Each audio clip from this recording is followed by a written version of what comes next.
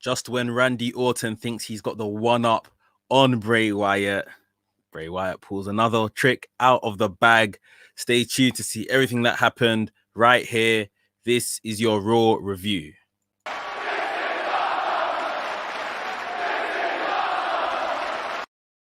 What's up, Maniacs? My name is Mex. I'm a wrestling fan, a wrestling enthusiast, a WrestleManiac, if you will. And today we are talking about Monday Night Raw. A slow show in parts, probably earlier on in the show, building up to what ended to be a pretty decent show. We're going to get into everything that took place on the show right here, right now. So stay tuned. And right here at WrestleManiac UK, I discuss everything that is WWE and AEW. So if this sounds like the place for you, make sure you hit the subscribe button and make sure you're clicking the notification bell as well, so you get notified every time I drop a new video. And whether you're watching on Facebook or YouTube, make sure you hit the thumbs up button. Smash it, in fact. Smash that like button. Ladies and gentlemen, without further ado, let's get into the review. And the show started with Bray Wyatt and Randy Orton. It was a Randy Orton coming to the ring segment. He was basically calling out Bray Wyatt, saying that, you know, I know what kind of you depend on now. Obviously, he had that segment with Alexa Bliss, and that made the Fiend kind of ask for Alexa Bliss back. Alexa Bliss wasn't on the show at all tonight. Let that be said. I wonder what that is about. But yeah, Randy Orton was calling out the Fiend here. And then Firefly funhouse Bray Wyatt came on the big screen, and Bray was basically saying that, you know, you got rid of Alexa, or Alexa's not here because you know, hurt her feelings. That's what he said. And then it turned into Randy Orton saying, I'm not here to play any of your games. And Bray Wyatt said games, and he turned it into a talk show, or like some type of game show, where he was basically saying to his other puppets in the fun house, like, what should he do to Randy Orton, or what's the Fiend gonna do to Randy Orton, and all that kind of stuff. Decent segment, lasted probably a bit too long. It ended with Randy Orton challenging Bray Wyatt, not the Fiend, Bray Wyatt, on the night in the main event. And Bray Wyatt, you know, he was acting shy, but said, you know, I'll be happy to accept it, sort of thing. So later on in the night, we were going to get Randy Orton versus the man, Bray Wyatt. So we'll look forward to that match. The first actual match on the night was Asuka, accompanied by Lana, versus Shayna Baszler, who was accompanied by Nia Jax. Before the match started backstage, we had Nia Jax giving Shayna Baszler a pep talk, as if Shayna Baszler, of all people, needs a pep talk, but telling her, yeah, you know, you have to do it. We have to destroy Asuka, and then we're going to destroy Lana. We're going to make her front, her back. Her boobs are going to be on her back. I don't even know if I'm allowed to say boobs on YouTube, but yeah, it was very weird the way that ended. But hey, they all walked out, and then the match took place. This has been the best match within the matches that these guys have all been having, just because I think the wrestling was left to Asuka and Shayna Baszler, the more competent of the wrestlers amongst these guys. We did have on the outside Nia Jax attacking Lana every now and again, trying to cause distractions, etc., etc. Lana was fighting back in places. We saw a Hurricane Runner, I think, off the stairs, which drove Nia Jax into the table at ringside, the commentary table. And again, through these distractions, like we've been seeing, it led to Asuka getting a roll-up victory on Shayna Baszler. So I think that's a matter of maybe 3 to 4 weeks now where we've seen this, at least this combination of Lana and Asuka, or in singles competition, someone against Shayna Baszler, whatever the case is, get wins over the women's tag team champions. So it was announced we are going to have Lana and Asuka versus Shayna Baszler and Nia Jax at TLC for the women's championships, the tag women's championships. I expect Baszler and Nia Jax to retain that, to be completely honest, but we shall see. Later on in the show, we had a segment of Asuka and Lana backstage. Lana had just learned that she was going to face Nia Jax next week, and she was completely like scared. I don't know how I'm going to do this, blah, blah, blah. Asuka gassing her up, telling her, you can do it, you can believe in yourself, you can beat Nia Jax, repeat after me, all that kind of stuff. And as Asuka was leaving the frame and Lana was repeating this stuff and gassing herself, she turned around to leave and she kind of faced straight up against Nia Jax and realized she doesn't believe anything she's saying at all.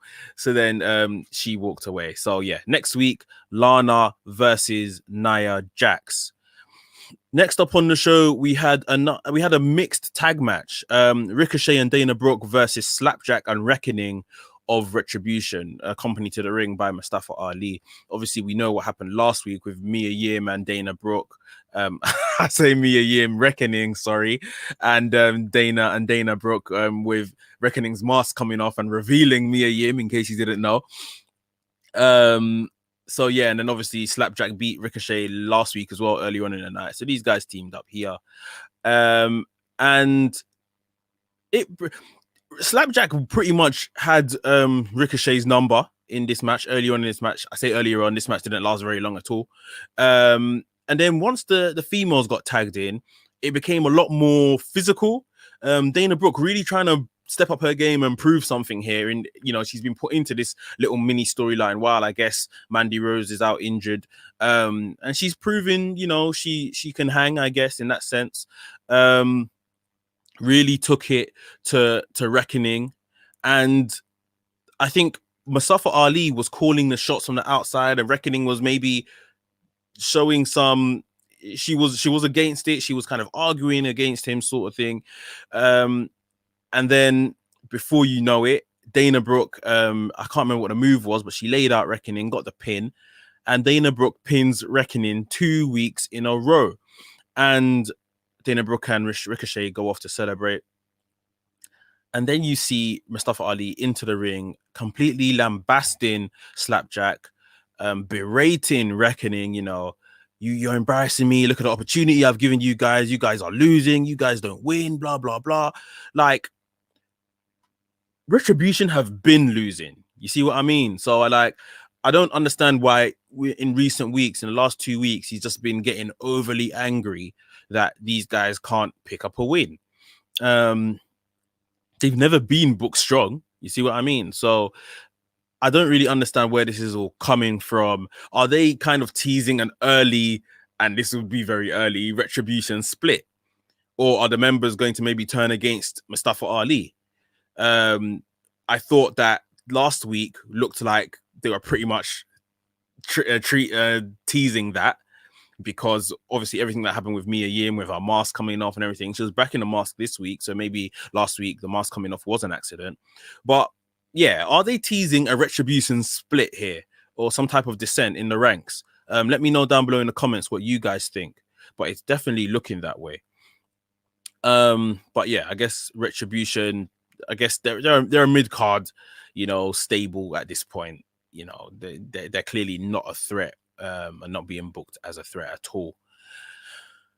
Next up on the show, we had a Miz TV segment where AJ Styles was invited down, and AJ Styles was being asked about how he plans to beat Drew McIntyre, and Drew and AJ Styles are saying, this is a first time match between myself and Drew McIntyre, so I'm going to do this, I'm going to do a bit of that, and, definitely showed what he's about in terms of, and going to become, a 3-time WWE champion.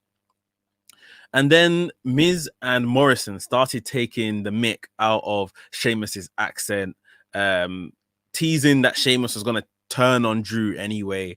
And then, yeah, Miz and Morrison started taking the mick out of Sheamus and Drew McIntyre's accent. Sheamus came down to the ring, sarcastically applauded them for their performances, trying to be an Irishman and a Scotsman. And then I think they alluded to having a fight and saying that, you're alone, though. Drew McIntyre came out to basically back Sheamus, got into the ring.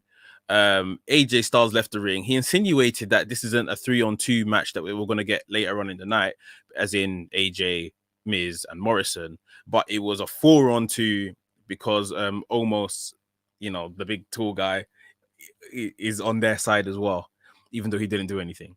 AJ Styles left the ring anyway. Like I said, Drew McIntyre attacked, and then a little melee between these 4 men in the ring kicked off. AJ Styles didn't back these guys at all, just watched it all happen. So yeah, the segment was a bit I just don't think it was needed, especially because we know what they're setting up later on in the night. Why did we need to see these guys for such a long period in the ring beforehand? I just didn't really think it was needed. The whole accent thing was I won't lie, it was funny at first, but it just, making it into a whole kind of skit between them, it was just a bit long. Like it wasn't that great because the accents aren't that good anyway. So yeah. But yeah, we'll move on to some more action that happened on the night in just a bit. Guys, if you are enjoying the review, please make sure you smash the like button, give us a thumbs up. It's thoroughly appreciated right here at WrestleManiac UK, and it does loads for the channel. So please smash that like button. Next up on the show, we had Kofi Kingston versus Shelton Benjamin. This kind of back and forth between the New Day and the Hurt Business is still continuing. There was no promos this week, thank God, because I personally haven't really been enjoying the promos between these guys. But in all honesty, it's been the matches that have been kind of saving this whole feud. Because again, this Shelton Benjamin Kofi match was really good. Should have been given a bit more time, in my opinion. That would have been good. Kofi got the win on Shelton Benjamin with a Trouble in Paradise. As soon as he got the win and picked up his tag team title and went to walk out the ring, the arena, you saw Cedric Alexander take the mic, get in the ring at this kind of young firecracker that he's being portrayed to be now.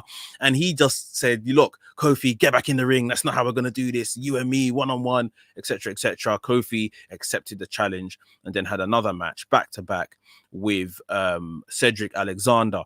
And again, a really good showing by Kofi, a really good showing by Cedric Alexander. His character work, his overconfidence and everything is really showing. And he got the win against Kofi with a lumbar check, pinned him. We never saw the shenanigans of him walking up the entranceway, leaving his team behind, but he was kind of up on the top ropes and celebrating, and MVP and Shelton Benjamin were clapping in the ring. I did notice Shelton Benjamin was looking at him like, all right, mate, you're doing a bit too much here. But MVP was almost telling Shelton Benjamin, like, no, leave him to enjoy the win sort of thing. So, yeah, Cedric Alexander, new man, given a new lease of life.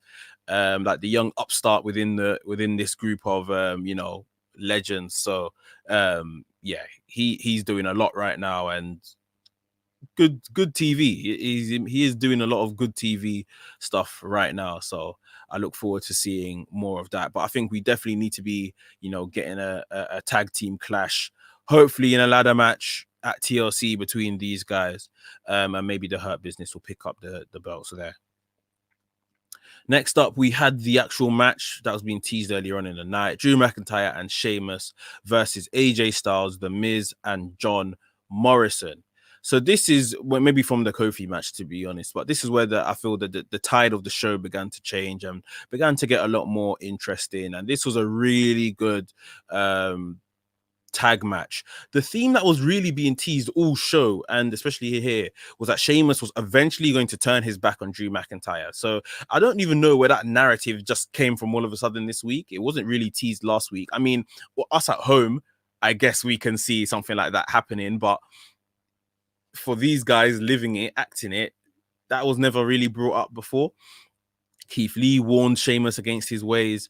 And then obviously within this match, we had Sheamus at first nearly punch Drew McIntyre. The match continued. The heels kind of isolated the faces of Drew McIntyre and Sheamus, worked on them. We did see a lot of strongman coming out and taking the guys out between Drew McIntyre and Sheamus every now and again. But obviously the heels, being the team that had three guys, were dominating for large parts. Like I said earlier, Sheamus nearly punched Drew McIntyre on the outside, kind of stopped himself beforehand.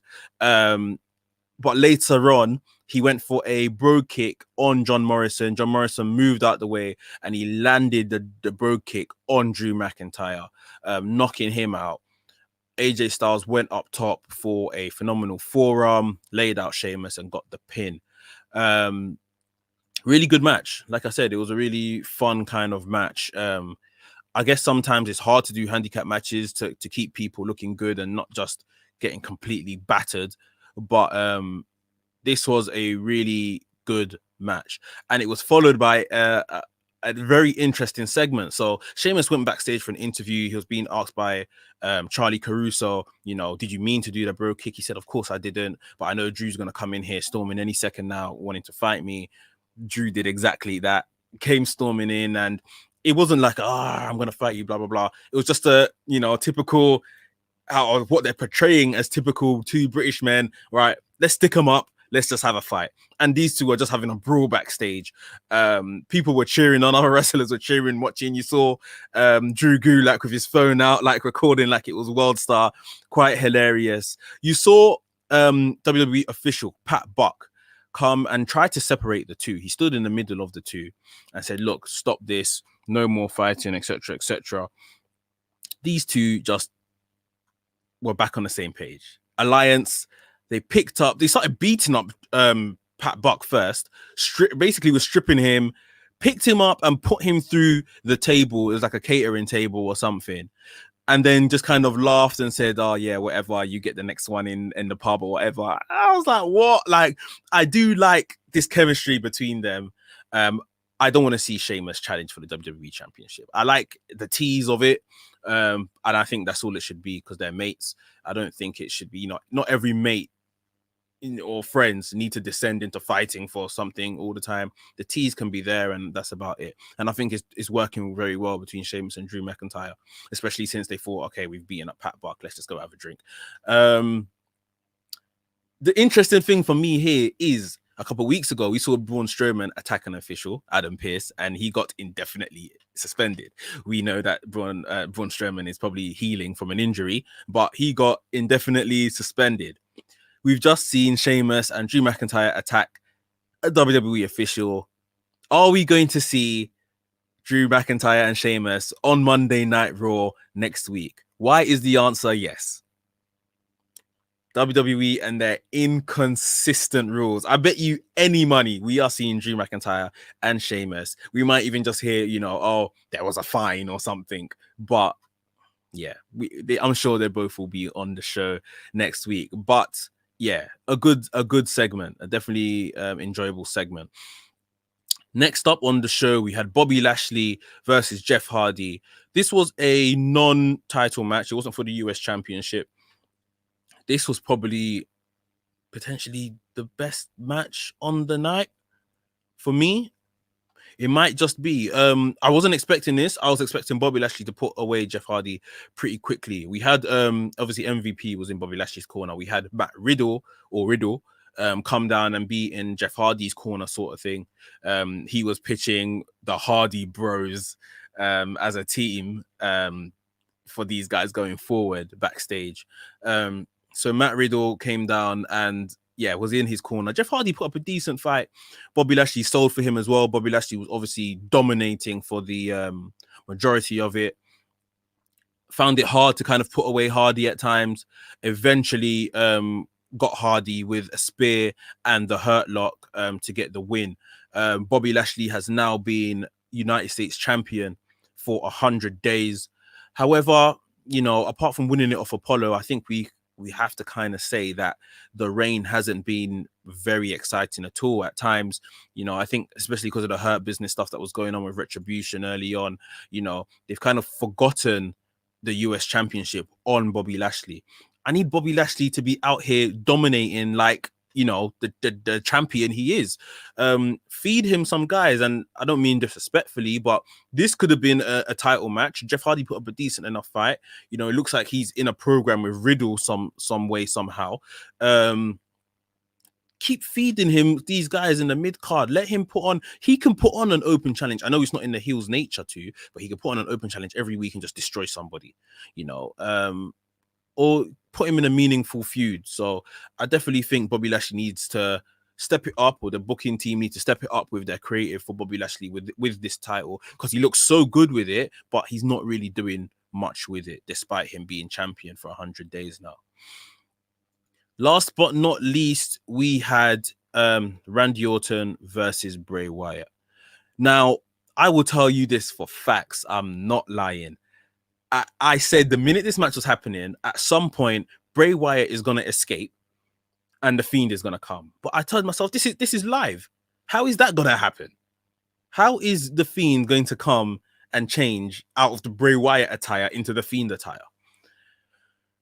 I didn't know how it was going to happen, but I said this is going to happen. So I kept watching this match, and this match was pretty fun. Obviously, Bray Wyatt with his regular character doing a lot of elaborate stuff in the ring and showing that side of things was pretty fun.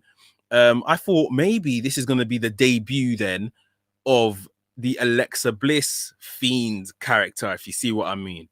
Because I knew at some point the lights were going to go off and something was going to happen. But Bray Wyatt was in the ring, so I just didn't think it would happen with Bray Wyatt. I didn't think they could do it with Bray Wyatt. I thought maybe this is going to be Alexa Bliss debut in her new character. However, as the match went on and the RKO was about to be delivered to Bray Wyatt is when the lights started going out and whatever. When he covered Bray Wyatt for the pin, that's when the lights totally went out and the Fiend came. So this definitely must have been like a pre-recorded thing where the Fiend was there. They just cut when the lights went out, and then the Fiend was lying under Randy Orton and then applied the mandible claw, and then the match finished. It was like a no contest. There was no pin or anything like that. It just Randy Orton passed out from the mandible claw. I knew they were going to do it. I knew it. I just didn't know how. I just didn't think they would do the cut and paste and all of that kind of stuff and pre-recorded segment and add that in with a live show. I mean, I guess that's the benefit of not having the crowd there, isn't it? I was thinking, is that someone else under the mask? But nah, it was Bray Wyatt. But that's how the show ended. Bray Wyatt, just when Randy Orton thinks I'm one up on Bray Wyatt, Bray Wyatt pulls it out the bag, introduces the Fiend whilst he's in the ring as himself. Pretty crazy when you think about it like that. But yeah, that was your Raw show, your Raw review. I hope you guys enjoyed it. Let me know down below what you think of Bobby Lashley's United States Championship run. Like I said, I think it's got potential to be a good run if they start giving him some good feuds. And also, Retribution. Do you think that they are teasing a breakup already? Let me know down below in the comments. Guys, if you like this video, smash the like button, please. It does loads for the channel. I thoroughly appreciate it. And if you're new here, welcome to the channel. Subscribe to the channel and hit the notification bell so you get notified each and every time I drop a new video. WrestleManiac UK signing out, and I'll see you